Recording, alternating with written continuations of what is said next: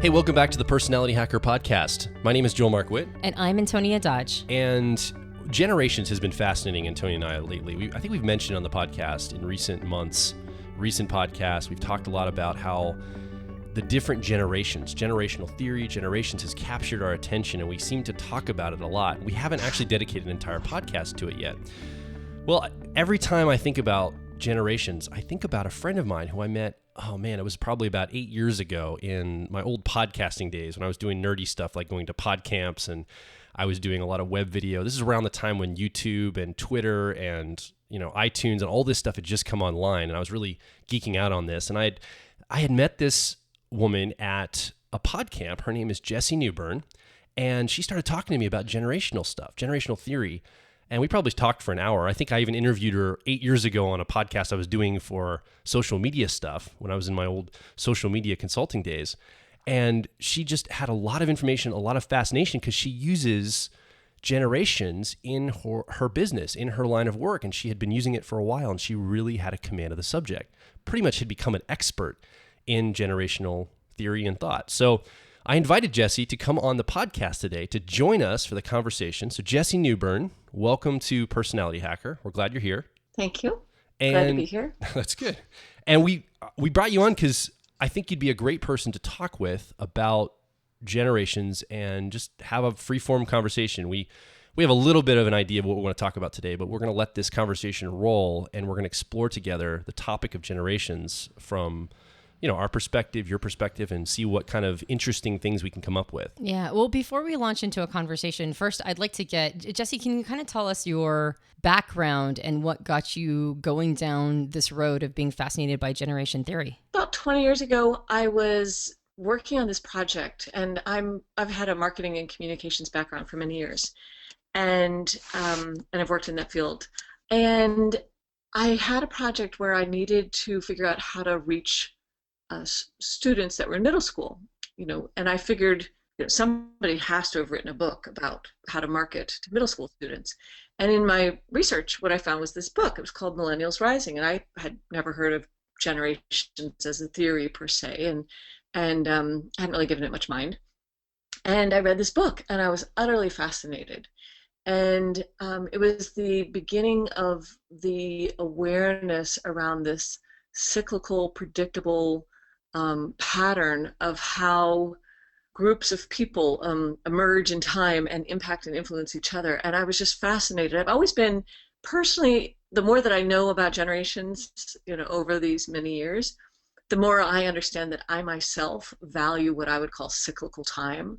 I eat seasonally. I mean, just yesterday I was out for a walk with a friend, and I was talking about how I had 2 bowls of salad, one for lunch and one for dinner. Not because I'm trying to be a vegetarian or whatever, but it's just because the garden is like, we have lettuce, eat it now or it will bolt and die. So I've always been cyclically oriented, and generations is a big cycle vis-a-vis the human lifespan. I would say the other thing that kind of points to this for generations for me is that way back in my college years, I graduated in a self-designed field of study. I believe I am the first person in the world who ever got a degree in culture and technology. So I've always been fascinated by how things impact things, and how there can be parts of our milieu and our environment that we may not necessarily be aware of, but are just forming and shaping us. And generations fits that perfectly. I totally agree. We were discussing this before the podcast, but a personality hacker, one of the reasons why we love studying all these different models, all these different ways of understanding humans, is that they don't always touch on the same thing, but all of these are nodes in the system for who we become. Like our personalities are the emergent of all these systems running and all these different nodes in these systems. And you can look at type theory. We do that a lot. We talk about Myers-Briggs and Enneagram.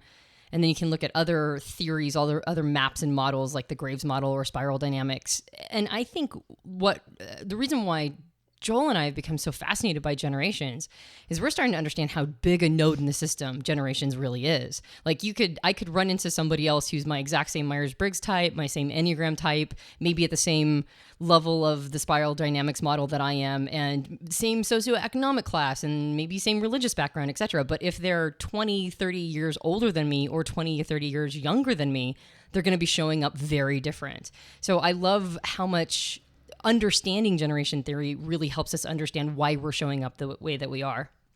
Now, you mentioned this concept of cyclical generation theory and how it's almost like a predictable pattern that can be followed. Would you be willing to expand a little bit on what that actually means or what you're talking about when you say that?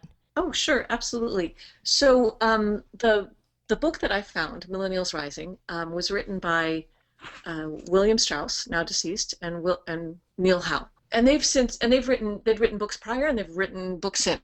What they identified, Neil Howe was an economist. I think he was a professor an economics professor, and Bill Strauss was a political professor of politics, and at different universities. And I think they'd both written books, and they encountered each other's work, and kind of were like, we should talk. Like, I'm sort of seeing in your book what I'm seeing in my book, but you're seeing it from another angle. And the two of them started just this vast academic work of finding and identifying these cycles, and there was this thing that was happening with generations. And I don't know if they knew exactly what they were going to discover, but as they really dove into history, politics, cultural, economic history, etc., they found this repeating cycle. And what it is that the short version is there's 4 generational archetypes. They each last about 20 years. They're 17 to 22 years is the span.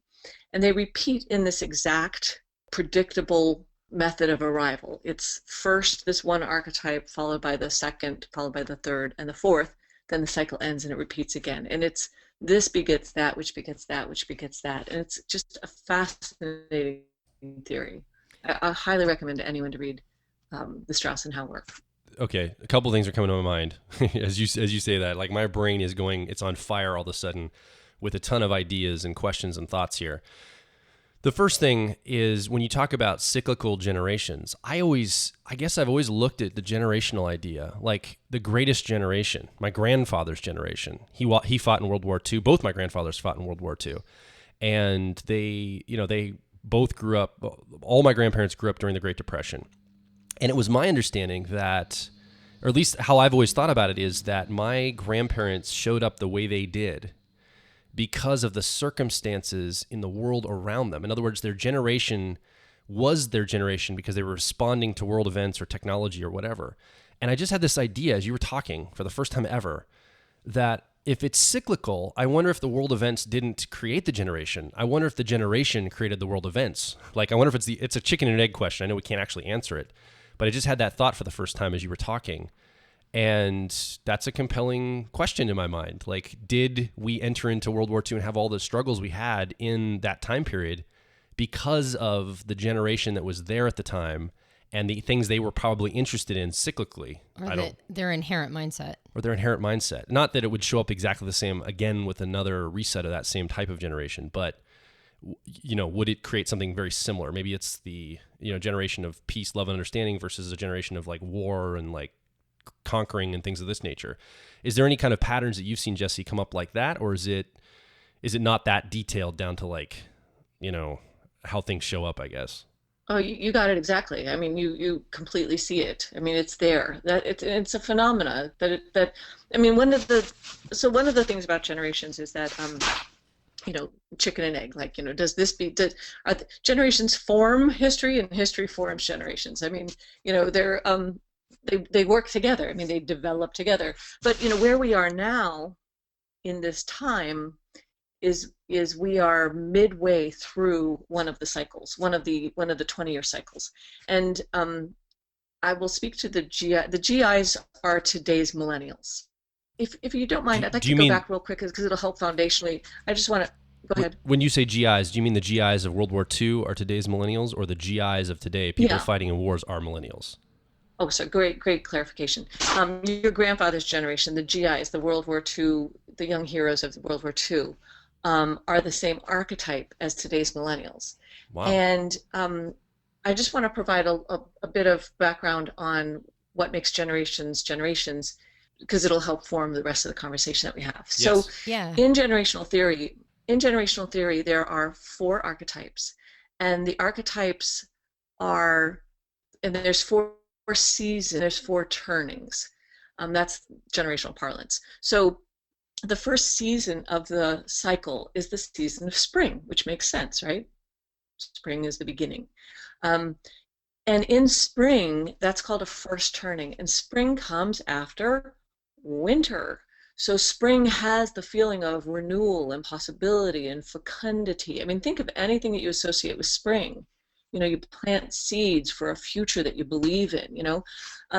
That was the era that was also the era in which baby boomers were born. And so they were born in this, that helped frame their childhood, was that society had come out of a dark time and was now ready to have a future, and a bright future. 20 years later, the next season is the season of summer. And summer is when Gen Xers were born. The second season is also called the second turning. You know, summer is also called the second turning. And it's when a cultural revolution happens. It's when everyone's come out of the dark, the seeds have been planted, people are feeling optimistic about the future. Now it's time to relax a bit, which is kind of what you do in summer, right? I planted my seeds, you know, my tomatoes are in the ground, they're, you know, 4 inches tall, the fruit is starting to bear, we're getting, you know, you just kind of relax and you let the sun do the thing, and the days are long and you're out. Well, the Cultural Revolution in the 60s and the transformation of going from, I mean, you can look at any movie, song, cultural, anything, you can look at it in 1963 and you can look at it in 1965, and it's absolutely clear which one is which. There was such a turning. The change was so fast. The third season and the third turning is fall. And in fall, you harvest that which was planted in spring, grown in summer, and is now available for harvest. Fall began for our cycle. Oh, so back to this, when this started. Spring started in 45, I think, 45, 46. Summer was 64. Fall was 84. Well, that was when Reagan came in. That was this whole like free economy, take it, it's there, there's money, go for it, you know, Wall Street, I mean, all this kind of stuff. There's many other aspects to all of the seasons as well. I'm just giving a quick overview. Millennials were born, well, that's their season of childhood. So a lot of times when people in other generations look at millennials like, God, you guys like have so much expectation or what you're entitled to. It's like, well, if you were a child that was born during fall, you're born in a time of abundance. So you're born at a time when everyone feels like, we have more, we have extra. Let's you know, let's have it, let's use it, let's give it to our kids, let's celebrate it. And then 20 years later, around 2004, 2006, I guess, I don't know, it's all written down somewhere, but we have the beginning of winter. And winter is the fourth turning. And winter is the season in which the generation known as the Homelanders, that's the name that they will, in generational theory, they're known by, they are today's youth. And think of winter. What is winter? Winter is a time when that which isn't strong dies. Winter is at a time when you don't go outside and play till 9 o'clock outside. You don't invite, you know, if someone knocks at your door, if you're in the middle of a farmland and someone comes up to your door in summer and they're hungry, you put them in a barn and maybe them off with some food, and, you know, you have an extra, you know, chicken and you give them some food, whatever. In wintertime, a stranger shows up at your door and you're like, no, we don't have any food. Here, take this, leave, you know, or, you know, give them a little something and get them on the road. You don't invite them in to sit around your hearth and hang out and enjoy your abundance. It's winter. You don't know when you're going to have your food next. And we are in winter. And back to your point about like the generations with like the GI generation and the war and which begat which, one of the things that happens is the choices that people make individually, culturally, societally, politically, government, whatever, all this stuff has to do with the feeling. So we're now in a time of crisis. So what happens is decisions, people's ultimate feel, not ultimate, but their underlying feeling around the world is that we're in a time of crisis. And so it begets a different type of thinking, which supports a different type of decision making. And ultimately, in every single fourth turning, which we're in right now, there's always been what's called a total war. There's always been a must decimate the enemy war. You know, we're halfway through that cycle now, and it just influences where we are. Yeah, that is fascinating. So just for clarification for my own sake, the spring, summer, fall, winter seasons, the way that the cycles work, is that that's the environment in which the different generations grow up in. It's not the environment in which they maybe say come to power. So like Gen Xers were raised in a time period of summer, but by the time, say, Gen Xers are just now coming into power, this is winter. So it's the time period in which you were raised in, not the time period in which you are now representing leadership. Well, they're all everything you said is true. I mean, when you're born, the season you're born into and your cohorts, your generational cohorts, of course, impacts your worldview of what the world is like, because as a child, you receive information. You don't have the capacity to discern a lot. You know, you're a child. I mean, I grew up in the race riots, and I mean, I grew up in a time of profound racial strife where, I mean, I have a memory of my best friend's father going out onto the porch with a rifle and pointing it at black people walking down the street going, y'all get on out of here. And I have a memory of my dad coming home. He had an apartment that was a rental property, and all I knew was that my father had been chased by black people who had chains. I didn't know what a chain, I mean, maybe it was a little chain, I mean, to me, but I mean, as a child, as a 6-year-old, you know, that's what the world was. It was a scary place with scary things because there was incredible strife. I was born in 1963. So where you are frames your worldview, but as you also said, you know, then you move into the next phase of life. So I was a child in summer. Gen Xers and generations are formed by where they are per their life phase and what era they're in. Gen Xers here we'll go back to the beginning. Boomers are born in spring. Woo, everything's wonderful. They have their young adult, love, sex, rock and roll, whatever the phrase is, in summer. Their fall, their power years, their prime money earning years are in fall. And their elderhood is in winter, in a time of crisis. Gen Xers are born in summer, in a time when adults are going, woohoo! Who cares if kids have seatbelts and if mom has a vodka tonic in her hand while she's driving down the road? I mean, it's summer. People aren't worried. They release their concerns. Gen Xers are born in summer. They have their young adulthood in fall, which is a bit, you know, kind of the wild, wild west of economics and the world and finances. They have their prime earning years and their leadership in winter, and they have their elderhood in spring. And then millennials are born in, and you can see the cycle, but you can see also how it can impact a person and a generation. Millennials are born in fall. Plenty apples on the tree. Let's make cider. There's plenty for everyone. There's lots of, you know, money. And then they have their young adulthood in winter, which is why they're complaining about, oh, there's not money, oh, the job's this, oh, whatever. But what they don't understand is it's cyclically accurate for them, because what they do is they get to be the heroes of this era. They have their midlife in spring, when they're in power, when things are fresh and new again and they're coming out of the darkness. And they have their elderhood in summer, in the Cultural Revolution, where all that they have built suddenly becomes called poop.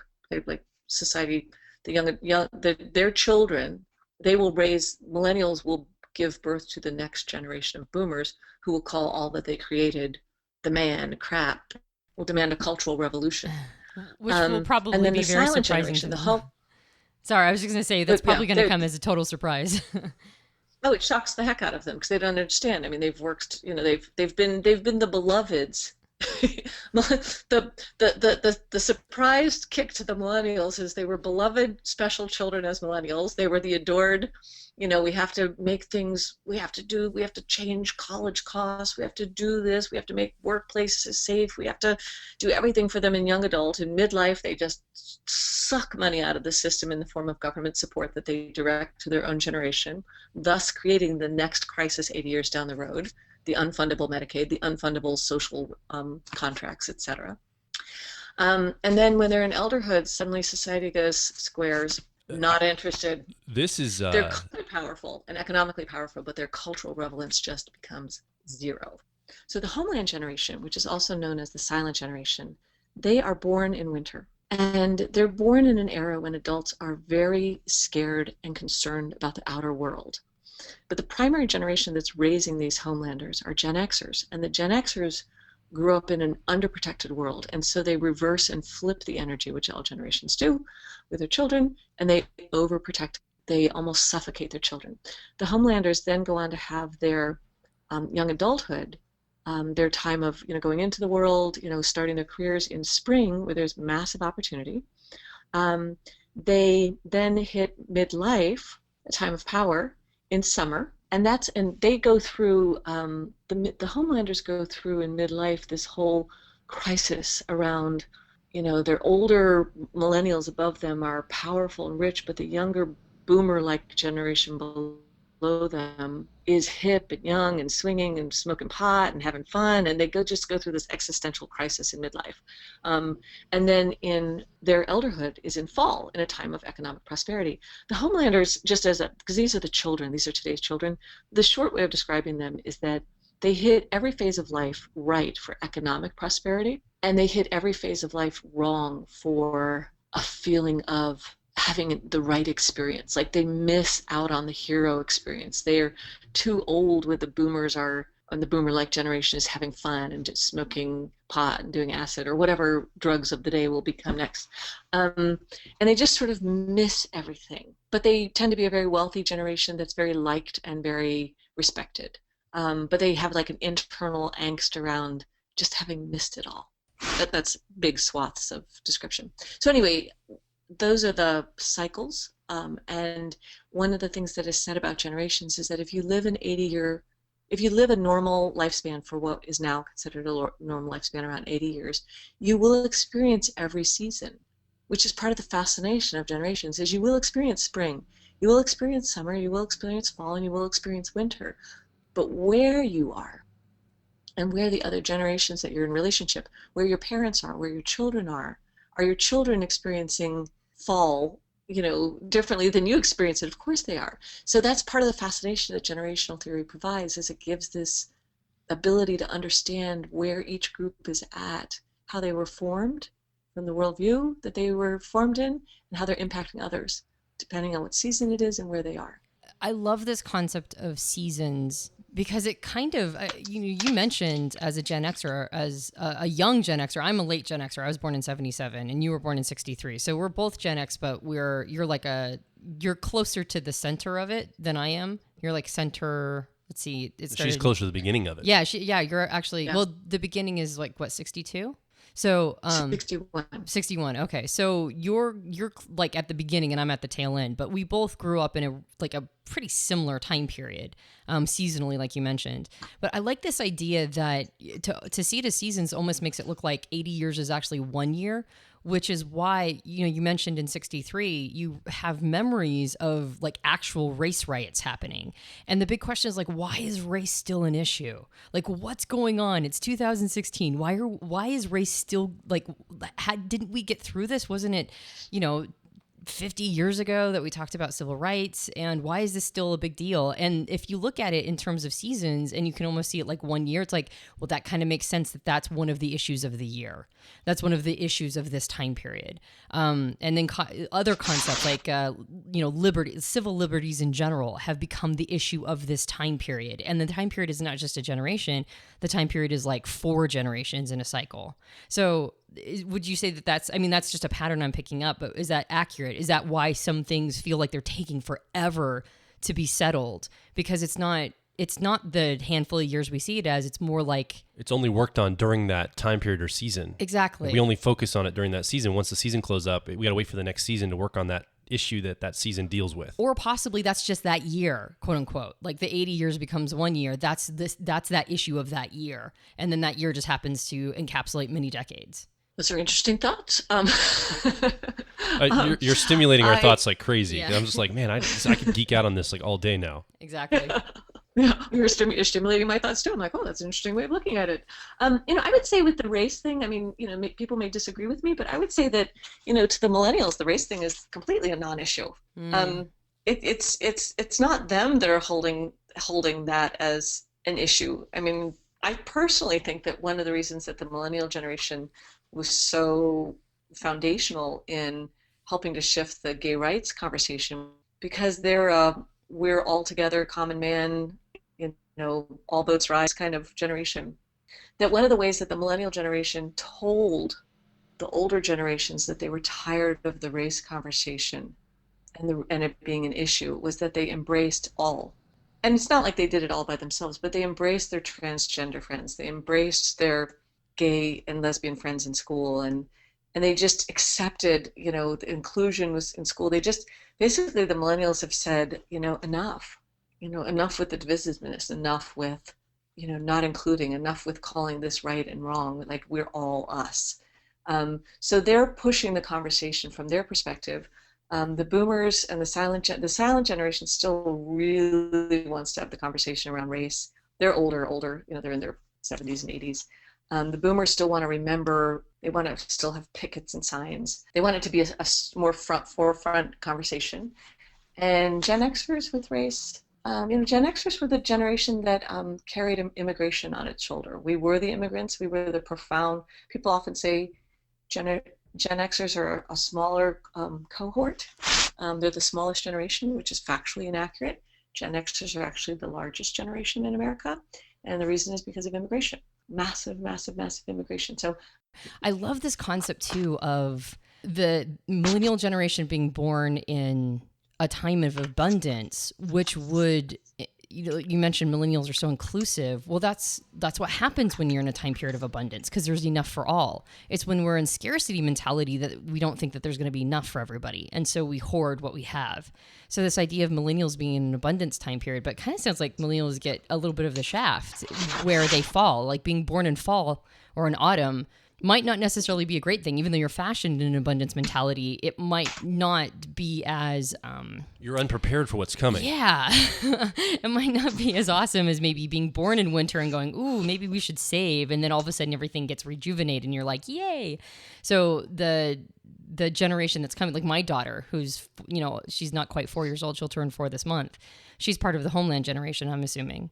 And so being born in winter, I've noticed exactly what you're talking about. Like there's a lot of safety around children, like to a point where it's almost gotten, as far as I'm concerned, ridiculous.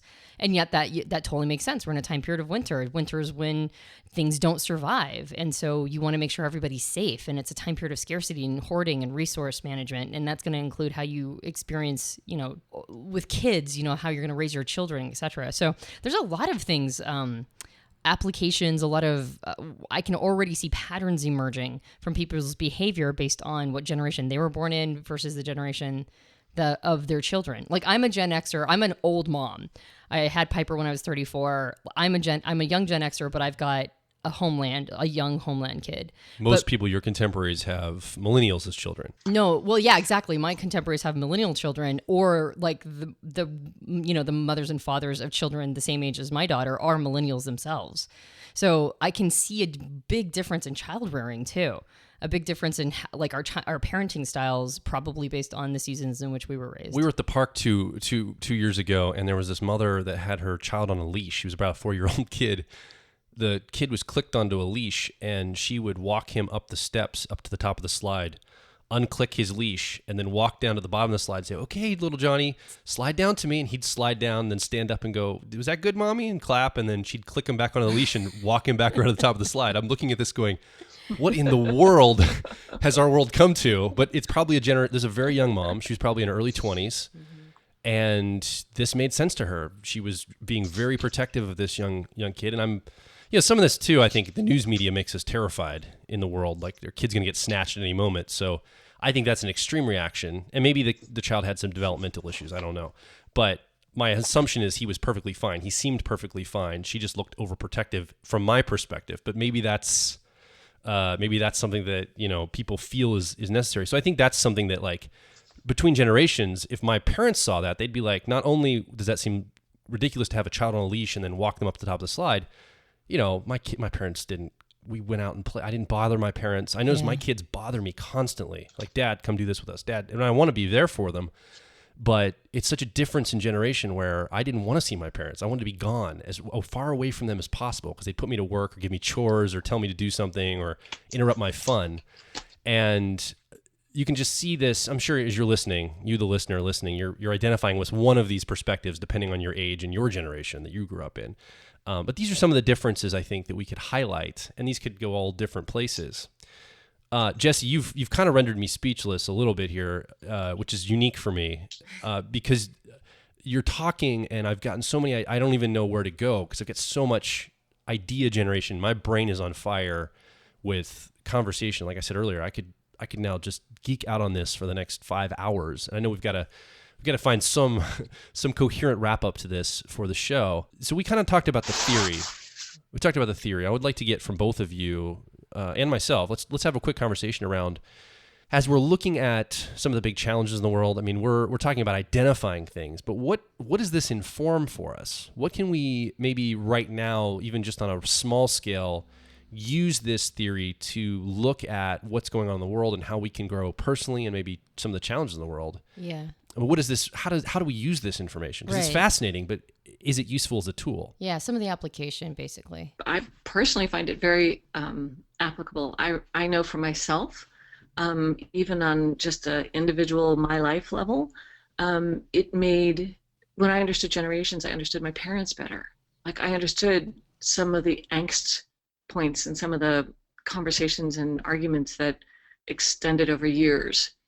And I was able to be like, oh, I get it now. My mom and my dad are silent generation and their worldview is this. I'm a Gen Xer. My worldview is this. And I grew up in a different world than they did. And my perspective is formed by these different things. And so therefore, approaches to problems or whatever that they might suggest and to me that don't resonate for me, instead of being so frustrated about it or like, why did they say this? It was personally informative. I know as an individual, I'm not interested in dating boomers. I'm born in 1963. Boomers end in 1960. Just a few years up for me, and it's like, I'm in another generation. It's like, I've already had enough boomers in my life. I love them as friends. I love them as colleagues, coworkers, neighbors, whatever. But as a beloved, I don't want to cross generations. It's too much. Their friends are going to be different. Their worldviews are going to be different. It's not impossible. Maybe I'll be surprised one of these days. I don't know. So I think on a personal level, it can be really helpful just to navigate relationships. When my friend and I who study generations together and talk about it, and we've both really loved this subject, when she was raising her child, we would often discuss issues vis-a-vis, that he was a millennial. And it wasn't just blah, blah, blah, blah, child this, blah, blah, blah, child that. It was like blah, blah, blah, my millennial child who blah, blah, blah. And so just to underscore that point, I think generations is very applicable in personal relationships. And then, of course, on a wider level, I'm in marketing and communications. I've long advocated for, governments. 10 years ago, I was like, governments, you all need to have texting services where people don't have to email or call. Millennials need to be able to text you. You're a government, you serve, figure it out, same for companies.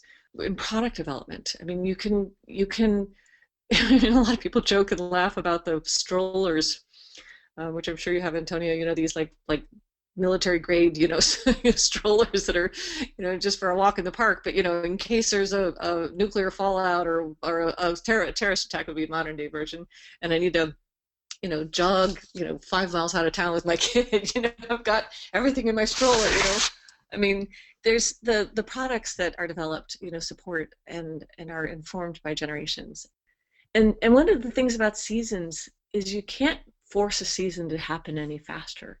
If it's the end of winter or the dead of winter, I can't make spring come faster by blinking my eyes or willing it. By will, by determination, by planning, by networking, money, whatever ways you solve problems, right?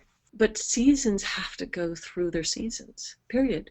I think, in terms of how it's useful, generations are useful is knowing where you are in the cycle, knowing, again, we're midpoint, that's where we are. midpoint. There's 10 more years of this, and there's probably a total war in this. How do you want to do things? Do you want to be buying a lot of land and property? Do you want to be keeping your expenses minimal? Do you want to be ready to turn on a dime? Do you want to, I mean, I'm not saying that there's a right or a wrong way, but people's governments, businesses, churches, military, everyone's decisions will be more informed if they can take generational theory into consideration. And when I say generational theory, again, I mean Strauss and housework. When you talk about a total war, I mean, at first I'm like, geez, a total war, like another world war. I start to panic and I think, well, we could be talking about a global or a total conflict that basically hits a reset button for our cultural time period. So World War II happened to be military and violent, and it was a reset button where the whole world collided. I mean, we had cross cultures. There were, American and European troops all mixing all over the world, in the South Pacific and everywhere. It was like this cultural mix of the world, and basically a lot of globalism came from that. It was like a reset button during World War II. And it probably the hope I have is that this coming total war you call, quote unquote, is not a military conflict to the degree that it was at World War II or anything like that on that scale, but it's some type of a conflict that allows us to reset ourselves. It might include bloodshed, but my hope is that it's something that we can, as a human race, get beyond having to go and kill each other to hit a reset button. We can do it through other types of more healthy conflict, hopefully, in that. So I kind of want to, I guess I'm saying that for myself to make myself feel better, that there's not like this terrible nuclear war fallout going to come in the next 5 to 10 years. I'm hopeful of that. And I think the millennial generation is a very hopeful, in the midst of this winter time period you're talking about, is a very hopeful generation. I feel like millennials get dumped on a lot. I feel like it's the dumping ground. Everybody says, well, the whole problem with everything is millennials don't have a work ethic. They don't want to get up in the mornings. They don't want to go and move out of their parents' basement at the age of 30 and get a job. They just want everything handed to them, and they blah, blah, blah, blah, blah, blah, blah, on and on and on and on. And I think, but look at the millennial generation. I think they're one of the most optimistic generations we've had in a long time. The music, when I listen to the music of millennials, it's optimistic. There's a lot of, upbeat musical elements. It's an upbeat, there's a lot of social sharing, connection. YouTube is up and people are sharing ideas with each other. They're communicating and cross-pollinating, supporting each other. It's very collaborative. So I see a lot of hope and optimism in this generation. I think maybe there's going to be cynicism later after all that doesn't work out so much, depending on how it shakes down. But it feels like there's a lot of optimism in the world, especially from young people. And that gets me excited because I feel like obviously young people are going to be the next leaders in the world.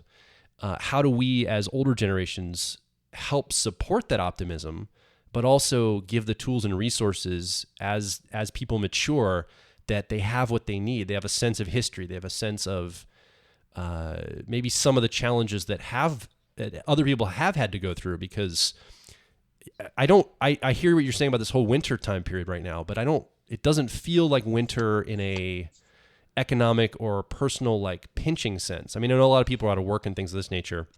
It's tough, but I don't feel like it's a winter in like the Great Depression style winter.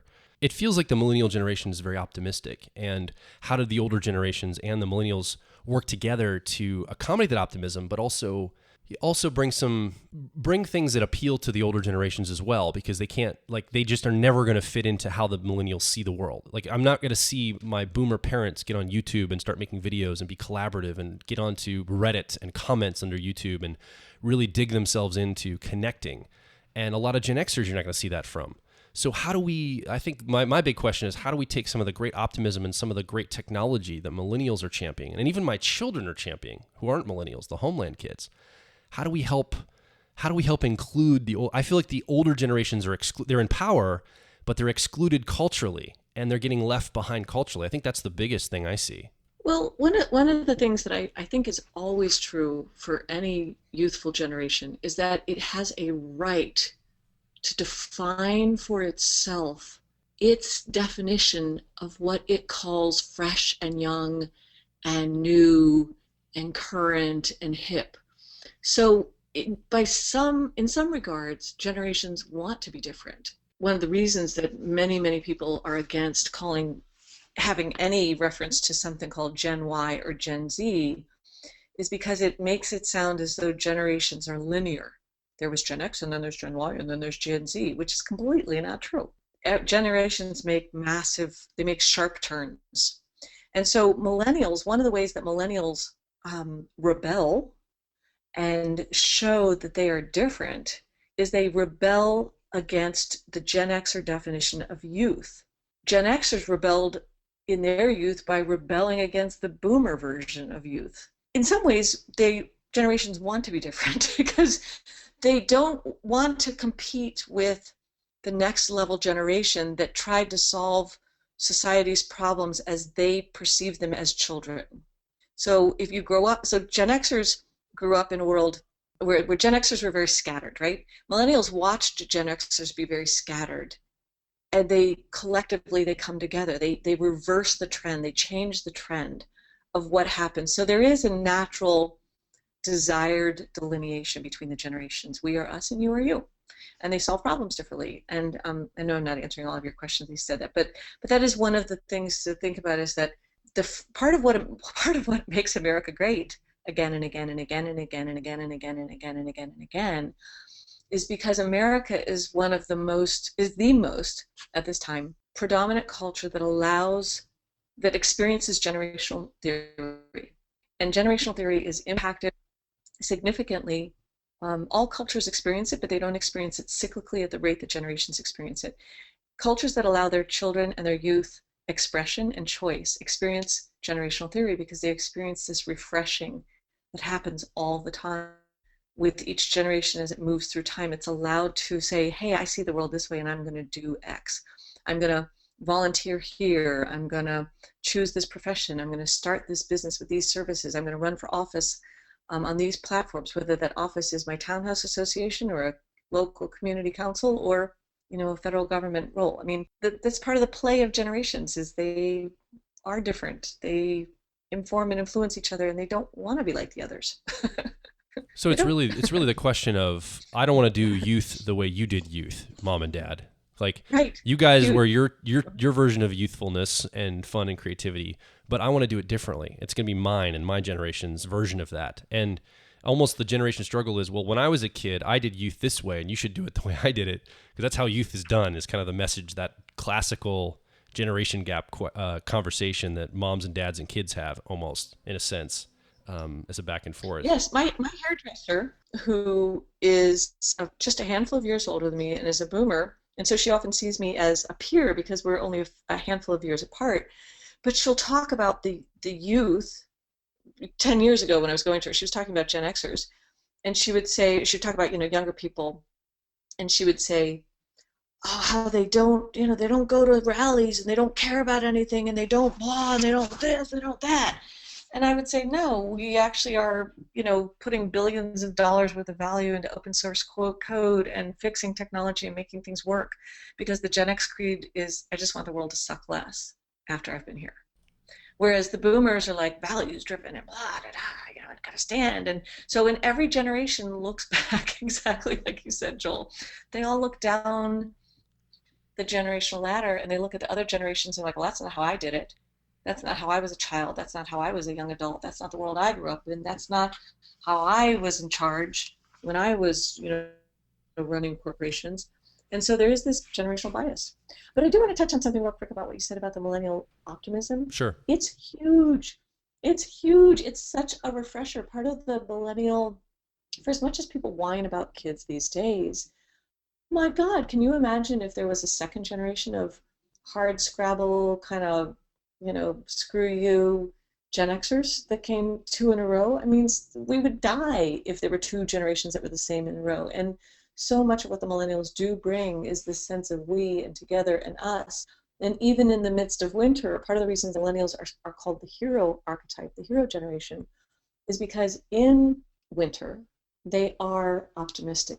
They are upbeat. They remind us that it's important to spend time with your friends. And maybe this whole nose to the grindstone, or whatever that phrase is, about work, and, trade your soul in order to have, a salary or whatever. They're just like, I'm going to go play the ukulele and hang out with my friends. I mean, they help break and transform this frenetic, crazy, work-focused, thing that has overtaken our culture, and they will help transform that. I mean, that's part of their gift, and that's part of what they bring to Winters. They bring the songs and the lightheartedness and the we can do it. And I mean, team shirts and team colored shirts, even in my Burning Man world, in my community. I mean, 10, 15 years ago, if there was a group of volunteers and they all got like shirts, from being on a team and volunteering, we'd all be like, whatever. I mean, I went to an event a couple years ago where there were like 13 different colored T-shirts that were all branded that had the name of the crew that you were on, and everyone wore them proudly. I mean, that's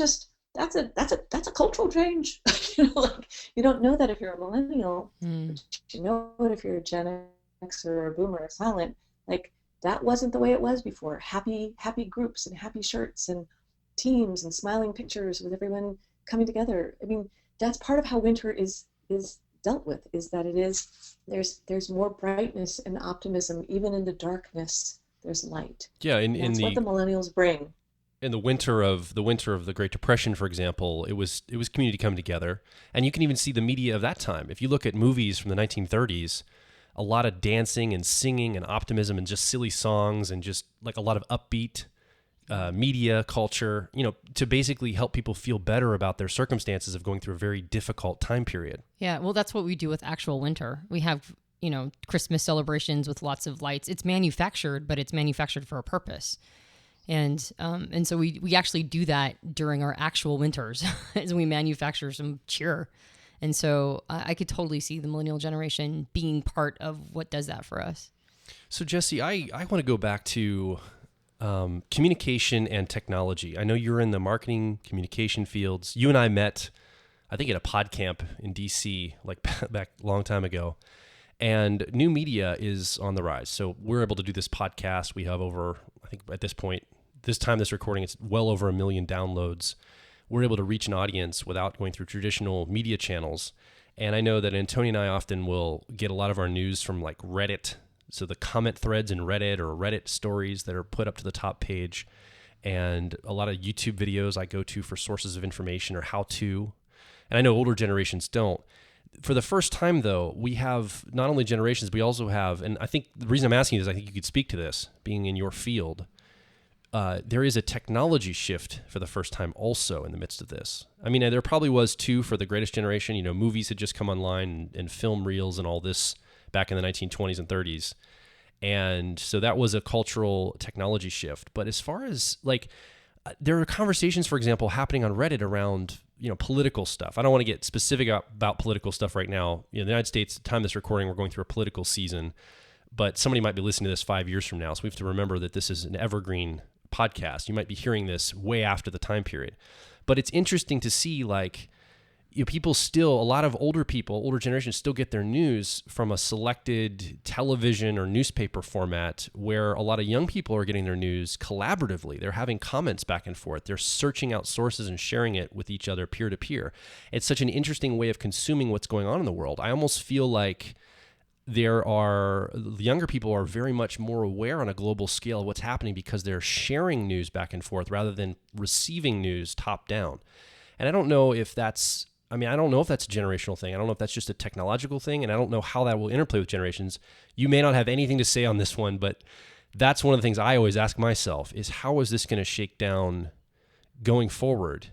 How are we going to see this shape things? And you might have something to speak on that. So yeah, no, I would love to speak to that. So I would first actually say that every generation has different technology, and having movies is a new technology. Having radio is a new technology. Having television is a new technology. Gen Xers grew up with the internet. I mean, the internet was a new technology. That was our young adulthood technology. For millennials, it's mobile. I would predict for the Homelanders, it's going to be virtual. Virtual this and coding. Minecraft, all this stuff. But to the question about where people get their news and why, that's very generationally influenced in my perspective and opinion. And I would say that to the silent generation, which is the 1923 to 1942 birth years, they are the generation of the credentialed expert. They believe in the people who have PhDs, the people who have the job titles, the people who have few and far between positions of authority. That's their generational thing, which is why I can talk to my mother about something I read, and I maybe watched 20 hours of YouTube video and read 15 blog posts about and had a bunch of conversations and feel very comfortable with my opinion on something. And she's like, where did you hear this? Because to her, if it doesn't come from a credentialed expert, it's not valid. The boomer generation, which comes after the silence, they're archetypally, they're called the prophet, the Prophet, prophet generation. They're very focused on the guru. Who's the one, who can speak to this from their most inner values-driven perspective? Who has the most book sales and has most people have listened to them because they know its values, its morals, it's this inner thing, they're very, very, very, very, very guru-driven. Gen Xers who grew up behind boomers are like the energetic pall of boomers' presence. And boomers are very good at messaging and TV and broadcast. Boomers are the kings of broadcast, kings and queens of broadcast. Gen Xers who grew up consuming broadcast are like, no. They come, so if you think about it from the sequence, Gen Xers grow up with parents who are silent Gen for the most part. The cultural impact comes from the silent generation. The cultural impact as a child comes from two up, or not the one next to you, but the one above that. So the parents were credentialed authorities. Boomers are broadcast, guru, whatever. And Gen Xers come and they're like, no, not doing it. And Gen Xers are all about panache and brand, which is where the whole blogging, social media thing comes. Millennials came to social media to find each other. Gen Xers came to social media to create brands, to create companies, to create status, to create affiliate links, to create followers, to market it, to monetize this. And millennials are, to your point, more crowdsourcing and sharing information and all. The prediction is that when millennials hit midlife, think of them as the Walter Cronkites in all the world. What they will do, whereas Gen Xers break the stronghold of the credentialed experts, and they break the stronghold of the broadcast machines. It's like, oh, really? You're going to tell me that I have to get everything from television and from radio and from these few channels, and you're buying up all the newspapers and you're destroying, my choices and my options? It's like, nah, sorry, I'm going to go around you. I will create other alternatives. And so millennials grow up behind Gen Xers who scatter everything. And what millennials do is they always come to the center, whereas Gen Xers move away from the center, millennials always move toward the center. And actually the prediction, I would say, is that when millennials are in power, when they start to hit midlife, when they start in their early 40s, and by the time they're starting to be in their early 50s, and half of them are into midlife, what we will see is a quelling of minority voices. And we'll see a pulling together into the Walter Cronkites, the fewer channels, the fewer voices, and more quelling of dissent and quelling of disagreement, and more of no, we're going in this direction, this is what we say, this is what we believe, this person is the spokesperson. And that will support the young adulthood of the homelanders who are the credentialed experts. It'll support their worldview. So it's a cyclical process of how, not just how, the technology, of course, will change. Radio changes. Morse code was new when it was new. That was groundbreaking. The technology is always new to the generation, but what's considered valuable and what's considered credible and what's considered consumable and desirable is what shifts. I know that we talk a lot about millennials, and I think we have a tendency to really focus on the up and coming generation, like youth. We have a lot of millennial listeners also. We do. I guess I'm less interested in millennials. I'm more interested in Generation X because it's my generation. I mean, I am interested in millennials as well, but I think we have to some extent a little bit more focus on the young generation that's up and coming, because we think that our future is going to be fashioned by them. But when you look at it from the perspective of a Gen Xer, it almost feels like, just look at this particular political climate. There's still boomers running for president. It's not, I mean, we had very few Gen Xers. I think we've had one Gen X president at this point, and then like now it's still boomers that are trying to run for the position of president in the United States. It's almost as if Gen Xers are not that involved in politics, and yet you see them hyper involved in the business world, which seems to be the direction that they went in order to influence the world. Like you said, that they just wanted the world to suck a little less, and so they focused on technology and they focused on things that make communications, business. Exactly. So I'm really fascinated by this concept of are Gen Xers ever going to really in mass go into politics? Are Gen Xers ever going to really like lead people through the political climate, or are they going to just kind of stay to the sides and see what they can do influentially with technologies and communications and business? And then are we going to see millennials get into politics? Or is there going to be a time period where boomers finally wrest the political control enough to make some space for Gen Xers? Those are all fantastic questions. I'll do my best to answer them here. So first I would say that the focus on millennials is not because they're young, it's because they're millennials. Gen Xers never got this level of focus. Nobody cared when Gen Xers went into the workforce, what their conditions were like. Nobody cared when they were kids about playgrounds and schools. And, it was quite the opposite. It was, kids were considered this like kind of scourge of society. And, so, I mean, I'm sure there's many sub-stories and all. But the reason that millennials and boomers are so focused on is that in generational theory, generations are either recessive or they're dominant. And so boomers are a dominant generation. They're culturally dominant.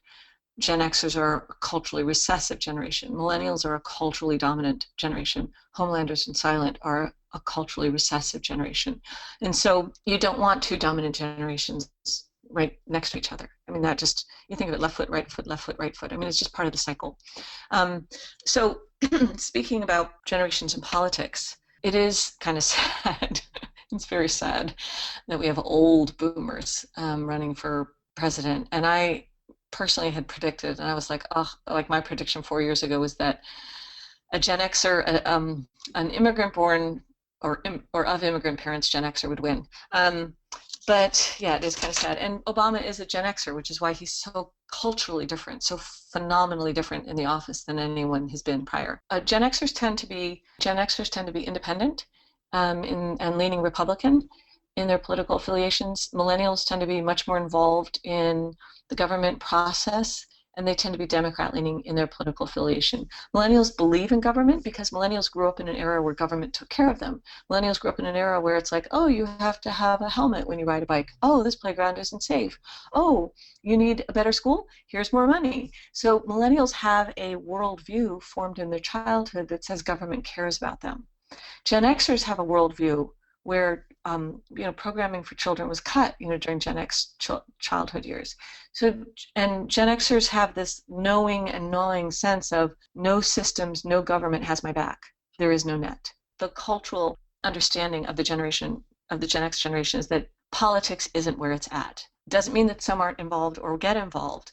And they actually are a lot of the voices of the screechy voices in a lot of the Tea Party stuff and all. But where a lot of Gen Xers get involved is in the functional, like the technology and the making things work. Again, the Gen X creed is, I just want the world to suck less, which no millennial would ever say, and no boomer would ever say, and the silent wouldn't say. Gen Xers are the gamblers, they're the risk takers, they're the business people, and they put their time and energy into where things will work. And if they don't see that politics is where it'll work, then they're just not going to be as many of them there. Jessie, this is great stuff. I think the best thing we can do, you originally, when we first talked about generations, the very beginning of the podcast, you said one of the benefits, one of the applications is understanding the people around you in our lives better.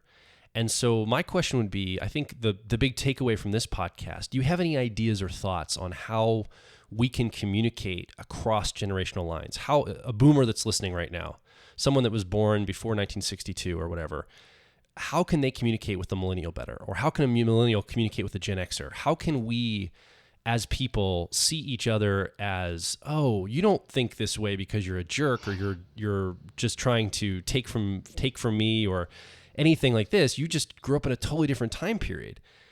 Awareness is a key, but do you have any takeaways specifically, something maybe we could look at, a principle or even a specific that would help us be communicative with each other and give each other more space from where we're coming from? Any thoughts on that? Sure, and I think it's a great question. And so I'll put it into like the environment of the work environment, just because it sort of contextualizes the conversation. Great. So the first thing is we just ignore the silent and the homelanders, because they're not in the workforce in any numbers at all. I mean, homelanders are like 10 or 11 and under, and silent are in their 70s and 80s. So what we're talking about mostly is young millennials. They're up to, I should have written this down, but I think they're up to like 35 this year. They're like 15 to 35. Gen Xers were like 36 to 55, I think it is. Again, I didn't write down the exact numbers, but boomers are 56 and up. So anyway, what generations they are is often going to impact where they are in a company and where they're working. So in terms of how they work together, like I can just give a personal example. When I was the director of communications and engagement for a fairly large organization, and I had a mostly millennial staff. And with my millennials, I would talk to them in genuinely, although I had to lay it on, like I had to say to myself, I am not talking to a Gen X colleague, I'm talking to a millennial. And I would talk about their future and how bright their future was, and what can I do to support their growth. And I just wanted to make sure that they had everything they needed to be as successful as possible. And I would lay on this, I want your success. I'll do anything for you. What do you need? How can I help you? With my Gen X colleagues, I would sit down and be like, this is what we got to get done, and this is the deadline, and I'm sorry, I know it sucks, but I was told from the CEO I got 5 days to get this done. What can we do? I would never talk, I just wouldn't talk to a millennial that way. You got to shift it. And then with boomers want to be the moral compass in the company. They always want, they're less function oriented. Boomers think that if the values and the moral compass is set, then the details magically take care of themselves. The details magically taking care of themselves generally is, and a Gen Xer implemented it, and I took credit for it. You have to just understand, like millennial to boomers, like boomers look at millennials as their children, because that's their cultural realm of children. So they look down and they're like, oh, I'm about to retire. Gosh, I got to find someone to fill my shoes. Oh, look at that cute millennial over there. Oh, let's go groom them, completely ignoring their Gen Xers. So part of the way to tap into the communication around that is like to understand that boomers want to have a mentoring relationship to millennials, which is very acceptable, and millennials want it. But boomers trying to mentor Gen Xers is pretty much like, get away. Like, I already know your opinion. I've been around you for a long time. And so you got to know, are you going up or down? Are you going cross to cross? Are you Gen Xer to Gen Xer? Millennial to millennial? Again, where are you? What is your own generation? What's your generational perspective and bias? And know it. It's important to know it. And then which generation are you talking to? And then to be able to apply, is it a mentor-mentee relationship? Is it collegial, peer-to-peer, generation to generation? Sometimes you might have a Gen Xer, with a boss to a boomer. What happens when you have a millennial who's a boss to a Gen Xer? I mean, there's all these different considerations. It's probably a conversation in and of itself, but I would just say go back to the theory, read the stuff, get knowledgeable about the theory, and then know which one, know that where you are and who you're talking to. Even if it feels false, like when I would talk to my millennials and it felt kind of like rah-rah, but it was real because I really did want them to be successful. And I wanted my Gen X colleagues to be successful, but how I helped my Gen X colleagues be successful was about function and getting stuff done with as few resources as possible. Whereas with my millennials, it was always about supporting their career path, always about supporting them and knowing that the organization cared about them and cared about their future. Yeah. Gen Xers, if I said I care about your future, they'd be like, yeah, right, whatever. What do you need? Stop around nosing me. And I mean, we're big proponents of understanding where other people are coming from and meeting them halfway, or even in their sandbox if that's necessary, if they're not able to meet you in your sandbox. So we don't have any delusions that that's necessarily inauthentic. It's just taking other people's perspectives into consideration. Yeah. If somebody wanted to do a deep dive into this topic, what would you say are the best resources, books, etc., that a person could launch into in order to get a really good, grounded understanding of this concept? Well, depending on how people like to consume information, I mean, there's videos, blogs, books, etc. But I would definitely say go to Stress and Housework. I mean, you could go to their website and they have like an overview. If you want to understand the work environment, there's a Millennials in the Workforce book that Neil Howe has put out, after Strauss's death. If you're really academic, there's this big, thick book that's often used in colleges, Generations, something, I don't know, it's huge, it's like 500 pages. I think for this era and this time, The Fourth Turning is an excellent book because it describes winter and it describes where we are now. It does give the generational theory, but it also very much contextualizes it to today. We're going to link to these resources below this podcast also on our website, personalityhacker.com. If you want to research more of what Jessie talked about, you can click on one of those resources under this podcast. Yeah, in the podcast notes. Any last comments? We're going to do a wrap up here. I've gotten so many takeaways. I want to immediately launch into the resources that you mentioned, but what would you say for you? I mean, we've already talked about really powerful concepts, but if you could leave our audience with one like major takeaway or major aha, what do you think is like the biggest, most leveraged aha that a person can get out of generational theory? For me, I'm now 52, almost 53, I feel that generational theory has helped me frame myself in time. And so I can understand myself better and I can understand the world, and I'm less freaked out by changes in the world. When I see Trump up there going blah, blah, blah, blah, blah, blah, and I hear about Brexit, I'm like, oh yeah, we're in winter. We're at the midpoint of winter. Like, doesn't shock me. Whereas someone else who might be thinking like, well, that isn't how it was before, and it's changed, and change is scary. It's like, well, of course things are going to change. So it helps. Generations personally has just beyond business, beyond clients, beyond other things, and it's helped me understand the changes around so that they're not as scary. Okay. They're more predictable. They're more understandable rather than being scary and being like, oh, what's happening? So this is great stuff, Jessie. If someone wanted to find out more about you and what you're working on, where's the best place for them to connect directly? I would say Twitter. Twitter's probably a good one. I'm at Jessie X, JESSIEX, which actually came from those podcast days when you and I met, Joel, and that event, that actual and literal event is where that name came from. We were talking about generations and someone said, you should be Jessie X. I was like, all right. It might be a little dated now, but whatever. So yeah, at Jessie X is my Twitter handle. It's a great way to connect. Awesome. And Jessie just wrote a brand new book that's out on Amazon right now.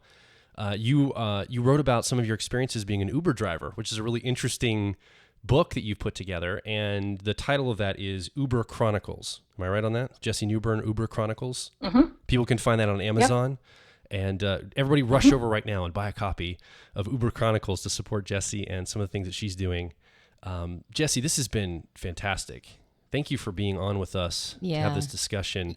I have a feeling that we're going to be connecting again in the short term, in the near term, because you have a presence about you. You articulate things in a way. I feel like you're a thought leader, a deep thinker.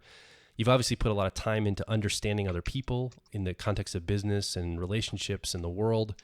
I want to connect with you more, and hopefully we can have you on the podcast again, or maybe some other format you can be a part of here at Personality Hacker in the near future. I love that. Thank you. Thank you so much for being on today. We really, really appreciated it.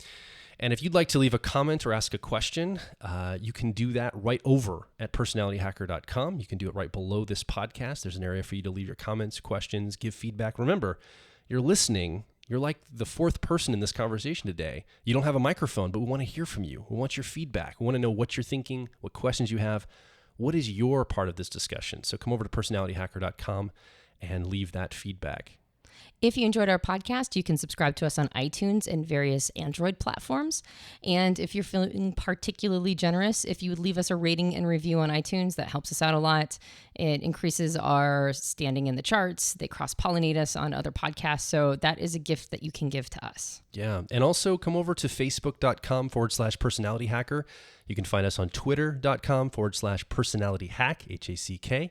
We want your voice and your person represented in this growing community of like minds, people that want to understand the world better, get along better with each other, and personally grow yourself now that you understand who you are, where are you going to go next, and what big things are you going to do in the world. My name is Joel Mark Witt. And I'm Antonia Dodge. Thanks to Jessie X. Geez, I just said the Jessie X things. Thanks to Jessie Newburn for being on the podcast today, and we will talk to you on the next Personality Hacker podcast.